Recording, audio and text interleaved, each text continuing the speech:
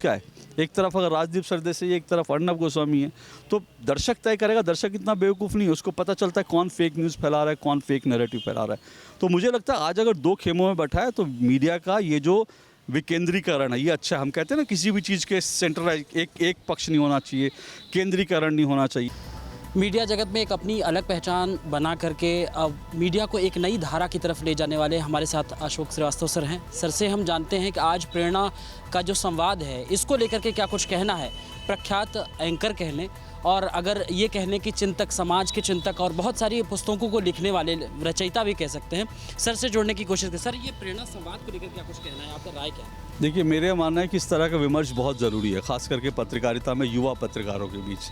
मैं पिछले 2-3 सालों से इस विमर्श से जुड़ा हूँ और मुझे लगता है कि, और मैं इसलिए जुड़ा क्योंकि मेरे खुद मन में था। मैं पिछले कई समय से देखता हूँ कि मीडिया के अंदर पत्रकार जो हैं, जो लोग पत्रकार हैं, एस्टैब्लिश पत्रकार हैं, जो वेबसाइट्स हैं, जो चैनल्स हैं, बहुत सारे ऐसे हैं जो फेक इंडिया, भारत के ख़िलाफ़ एक फ़ेक न्यूज़, एक फ़ेक नैरेटिव फैलाने में संलग्न रहते हैं। तो मुझे लगता है कि उस तरह की चीज़ों से युवा पत्रकारों को बचाना बहुत ज़रूरी है, क्योंकि जो लोग पत्रकारिता आज पढ़ रहे हैं उनको वो समझ में नहीं आता। उनको लगता है एक बड़ा नाम है, एक बड़ी वेबसाइट है, तो इस पर जो खबर आ रही है वो सच्ची होगी। उनको नहीं पता चलता कि पीछे फेक नैरेटिव है, भारत विरोधी एक एजेंडा है, कोई इंटरनेशनल एजेंसी है उसके पीछे। तो मुझे लगता है कि इस तरह के विमर्श से क्या होता है कि यहाँ पर इस तरह की विषयों पर खुलकर बात होती है और जो यंगस्टर हैं, युवा हैं, उनको इस बारे में पता चलता है कि अच्छा ऐसी भी चीज़ हो रही है। तो इसलिए मैं इस मंच से जुड़ा और मुझे बड़ा अच्छा लगता है क्योंकि अलग अलग कॉलेजेस के, अलग अलग यूनिवर्सिटी के, इंस्टीट्यूट के मीडिया पढ़ने वाले बच्चे आते हैं और वो लोग जो चीज़ देख रहे होते हैं, जो चीज़ फेस कर रहे होते हैं और हम उनको एक गाइड कर पाते हैं। तो मुझे लगता है बहुत अच्छा प्रयास है, इसीलिए मैं यहाँ से जुड़ा हूँ। एक अच्छा विमर्श है। सर, एक मेरा व्यक्तिगत प्रश्न है। मैं लगभग 11 साल से मैं भी इस फील्ड में हूँ। तो अब मैं एक चीज़ ये देख रहा हूँ सर, राइट विंग और लेफ्ट विंग हो गया है मीडिया में। आपको क्या लगता है सर, कहाँ तक गहराई तक आप समझ पा रहे हो? क्या एक निर्देशन देना चाहेंगे? जो युवा पत्रकार की बात आई और संवाद की बात आई इस पर। देखिए, राइट विंग और लेफ़्ट विंग आप अगर कहें ना, तो मैं इसको कहता हूँ कि इसमें कोई दो राय नहीं। मीडिया आज दो खेमों में बटा हुआ है, ठीक है। लेकिन सवाल ये है कि मीडिया पहले एक ही खेमे में था। पहले जिसको आप लेफ़्ट विंग कह रहे हैं, पूरी तरह से मीडिया पर उसका कब्ज़ा था और वो जो दिखा देता था दुनिया उसको सच मान लेती थी। याद कीजिए, राजदीप सरदेसाई, बरखा दत्त, एक दौर में ये लोग टेलीविज़न पे जो कहते थे इनको कोई चैलेंज करने वाला नहीं होता था। और आज आप देखिए राजदीप सरदेसाई कितनी तरह की फ़ेक न्यूज़ फैलाते हुए पकड़े गए। आज आप देखिए कि बरखा दत्त के बारे में खबर आती है कि वो नीरा राडिया के साथ मंत्री की सेटिंग करवा रही थी, नीरा राडिया के साथ मिलकर। तो ये लोग आइकन थे और ये लोग एक तरह से एक ही मीडिया में वर्क था, इनको कोई चैलेंज करने वाला नहीं था। आज अगर मीडिया दो खेमों में आपको बटा दिखता है तो मैं कहता हूँ ये एक अच्छी बात है। कम से कम हर स्टोरी के दो पक्ष होते हैं, हर विचार के दो पक्ष होते हैं।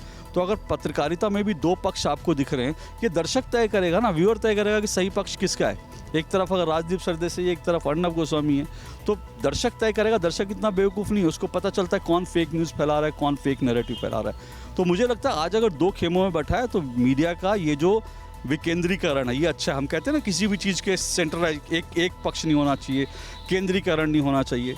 तो मीडिया में अब तक आप एक पक्ष देखते थे, अब आपको दो पक्ष दिख रहे हैं, जो मैं मानता हूँ एक अच्छी शुरुआत है। सर, एक ये भी मैं आखिरी में ये जानना चाह रहा हूँ कि ये इन सब चीज़ों से युवाओं को कैसे बचाया जा सके, वो कैसे आकलन कर सके, क्योंकि जब तक वो समझ पाएंगे तब तक वो कहीं किसी न किसी खेमे में बढ़ चुके होंगे। उनको एक स्टेज कैसे मिल सके जिनसे इन चीज़ों का वो स्पर्शीकरण समझ सके। मैं एक ही बात कहता हूँ युवाओं को, जो युवा पत्रकारिता में आते हैं, आपको किसी खेमे की चिंता नहीं करनी। आप जब पत्रकारिता में आते हैं आप फैक्ट्स देखिए, तथ्य देखिए।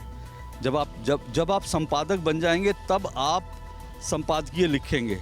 अभी आप रिपोर्टर हैं तो आपका काम रिपोर्ट करना, और रिपोर्ट करने में क्या देखना है? रिपोर्ट करने में सिर्फ तथ्य देखने हैं कि फैक्ट्स आपके सही हैं। अगर आप फैक्ट्स के साथ बेईमानी कर रहे हैं तो आप किसी भी पक्ष में हो, आप पत्रकारिता नहीं कर रहे, तब आप एजेंडा चला रहे हैं। आप अगर पत्रकार हैं, युवा हैं, तो फैक्ट जो है आप उस फैक्ट्स को चेक करिए, फैक्ट्स पे रहिए, एजेंडा छोड़ दीजिए। जब आप संपादक बन जाएं तब आप एजेंडा चलाइए, तब आप संपादकीय लिखिए, अपने विचार व्यक्त कीजिए। तब तक आप मैच्योर हो जाएंगे, आपको सही गलत की समझ हो जाएगी। जो चौथा स्तंभ कहा जाता था, बड़ा सम्मान था, आपको लग रहा है कि थोड़ा सा सिस्टम, जो पब्लिक है वो अपनी आवाज़ उठाने लगी?